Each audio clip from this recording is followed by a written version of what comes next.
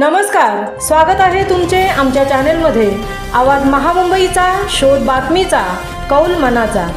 चला तर मग आमचे चॅनेल शेअर करा, लाईक करा आणि सबस्क्राईब करा. धन्यवाद. आवाज नांदेडपर्यंत पोहोचलेला आहे. शोध बातमीचा, कौल मनाचा घेत घेत मिलिंद पाटील, मिलिंद खार पाटील हे आज नांदेडच्या बाउंड्रीपर्यंत आलेले आहेत. तिथून हैदराबाद फक्त 200 किलोमीटर आहे. तर मी जवळपास 700 किलोमीटरचा प्रवास करून आजच सकाळी नांदेडला आलो, पनवेलला आलो.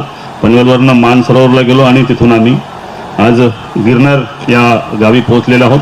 आम्हाला आनंद आहे म्हणून आम्ही आलो तिथपर्यंत. नसेल तर 700-800 किलोमीटरचा प्रवास करायचा आणि न पाहिलेल्या व्यक्तीला भेटायला यायचं. मी मिलिंद पाटलांना 1 वर्षापासून माझी त्यांची ओळख झाली.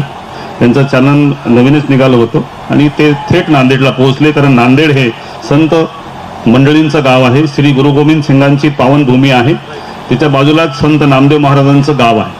अशा ह्या महान व्यक्तींचा आसरा आम्हाला आहे आणि त्या आसऱ्यानं आम्हीही पत्रकारिता करतो. आमचे मित्र गोविंद रुपे देगलूरचे आहेत, ते पण इथं आलेले आहेत. त्यांचंही स्वागत आहे. आता बरीच मंडळी येऊन गेली. बरीच मंडळी पत्रकारांबद्दल समोर चांगलंच बोललेली आहे. ती माघाऱ्या काय बोलतात हे सगळ्या पत्रकारांना माहीतच आहे. मी गेल्या 36-37 वर्षापासून पत्रकार आहे, परंतु अद्यापही पत्रकार होऊ शकलो नाही याची खंत मला आहे. कारण मी एकाच वर्तमानपत्रामध्ये 37 वर्ष झालं जिल्हा प्रतिनिधी म्हणून काम करतो नांदेडला. माझं पंजाबमध्ये मोठं नेटवर्क आहे. आपल्या सगळ्यांना, मिलिंद पाटलांनाही निमंत्रण आहे अनेक वर्षापासून, पण त्यांची थोडीशी बसमध्ये चढण्यासाठी जी शक्ती लागते ती थोडीशी त्यांच्याकडे कमी आहे आणि नामदेव महाराजांनी त्यांना द्यावी वर्षभरामध्ये. आणि त्यांच्यासहित तुम्हाला पण आम्ही पंजाबचा दौरा करण्याचा आमचा मानस आहे. संत नामदेव हे 700 वर्षापूर्वी पंजाबमध्ये गेले होते. त्यांनी मराठी मनाचा वेध घेत घेत ते पंजाबमध्ये गेले आणि पंजाबमध्ये त्यांनी भक्तिपंथाची पताका तिथं फडकवली आणि भारताला राष्ट्रीय एकात्मता शिकवली. तर तुम्हाला बऱ्याचशा गोष्टी पत्रकारितेमध्ये आल्यानंतरही वाचल्यानंतर माहीत होतात की नामदेव महाराज कोण होते. तर नामदेव महाराज एक मराठी संत होते. संत ज्ञानेश्वरांनी ज्यावेळेस समाधी घेतली, संजीवनी समाधी घेतली, त्यानंतर ते एकटे पडले आणि ते पंजाबच्या दिशेने भगवा पताका घेऊन ते रवाना झाले.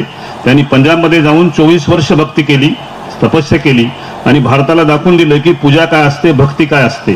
आणि भक्तीचं ज्ञान देणारा एकमेव संत आहे ते म्हणजे संत नामदेव महाराज. आणि तेवढंच सांगण्यासाठी मी पनवेलला आलेला आहे की नामदेव महाराज एक मराठी होते, संत होते, साहित्यिक होते आणि सगळ्यात महत्त्वाचं म्हणजे तुमच्या जातीचे होते.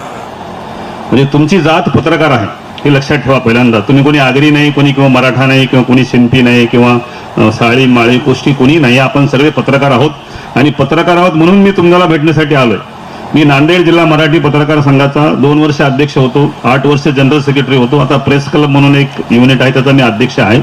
परंतु ती गौण बाब जरी असली तरी ती महत्वाची आहे आणि मला मिलिंद खार पाटील महत्वाचे वाटले. अत्यंत धडपडीनं हा माणूस पत्रकारांसाठी, पत्रकारितेसाठी, पत्रकारांसाठी काही कोणी करू शकत नाही.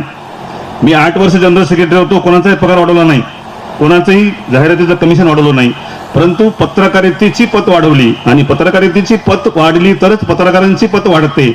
हे मात्र आपल्याला इथून शिकून जायचं आहे. एवढाच संदेश या निमित्तानं देतो. आवाज महामुंबईचा याचा प्रथम वर्धापन दिन सोहळा इथं साजरा होत आहे आणि प्रथम वर्धापन दिनच तुम्ही एवढा उत्साहानं करताय. खरं तर लोक 10वा, 15वा, 50वा, 51वा असे लोक साजरा करतात, परंतु मिलिंद पाटलांमध्ये जी शक्ती आहे, जी भक्ती आहे पत्रकारितेविषयी आणि तुमच्याविषयी, तर याच्या या कार्यक्रमाला मी खास करून शुभेच्छा देण्यासाठी आलोय. मिलिंद पाटील, तुम्हाला पण शुभेच्छा आणि आपले जे प्रतिनिधी आहेत आपल्या सगळ्यांना शुभेच्छा. एवढीच विनंती करून एक भीक मागून जाईल नक्की की मलाही तुमच्या पदरात घ्या, तुमचा प्रतिनिधी मला नांदेडला करा, नक्की मी तुमच्यासोबत जोडला जाईल. बाकी आमचे महेंद्र शेठ घरातही चांगलं बोलले, राजा शेठ खार पाटलांनीही आपली भूमिका मांडली. तर पुन्हा एकदा मी मिलिंद पाटलांचं अभिनंदन करतो. धन्यवाद. काही चुकला असेल तर क्षमा असावी. जय नामदेव.